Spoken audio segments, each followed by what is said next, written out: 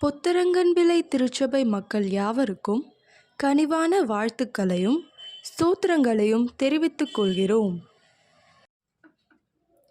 Christmas குடில். வரலாற்றில் முதலாக கிறிஸ்மஸ் குடில் அமைத்த பெருமை புனித பிரான்சிஸ் அசிசியாரையே சேரும். பிரான்சிஸ் அசிசியர் செல்வந்தரின் மகனாய் இருந்தும் அனைத்தையும் விட்டுவிட்டு கடவுளை பின்பற்ற துறவரம் மேற்கொண்டார்.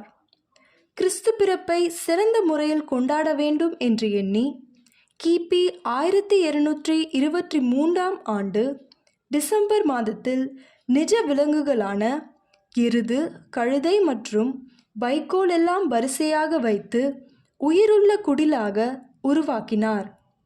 இத்தாலியின் கிச்சோ என்ற இடத்தில் வனப்பகுதியில் அமைந்திருந்த ஒரு குகையில் குடிலை அமைத்தார். இதைத் தொடர்ந்து அன்றைய போப் ஓனோரியஸ் அதை ஜெபித்து துவங்கி வைத்தார்.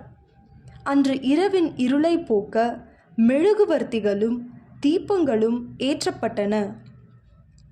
இரவு 3 மணி நேரம் ஆடம்பர திருபலி கொண்டாடப்பட்டது.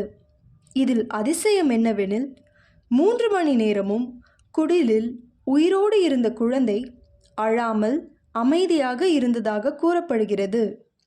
14ஆம் நூற்றாண்டில் குடில் வைக்கப்பட்ட இடத்தில் புதிய தேவாலயம் அமைக்கப்பட்டது. இந்நிகழ்வு மாபெரும் வரவேற்பை பெற்று இம்மரபு உலகெங்கிலும் வரவேற்பை பெற்றது.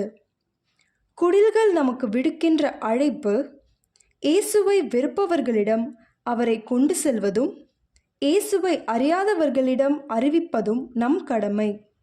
கிறிஸ்தவத்தை தாண்டி சகோதரர்களிடம் அவரது பிறப்பின் மேன்மையை முன்வைப்பதும் இன்றைய காலத்தின் தேவை. கிறிஸ்து பிறப்பின் பண்டிகையை ஒரு அர்த்தமுள்ள பண்டிகையாக நாம் ஆசரிப்போம். கிறிஸ்மஸ் கால சிந்தனைகள் நாளை தொடரும்.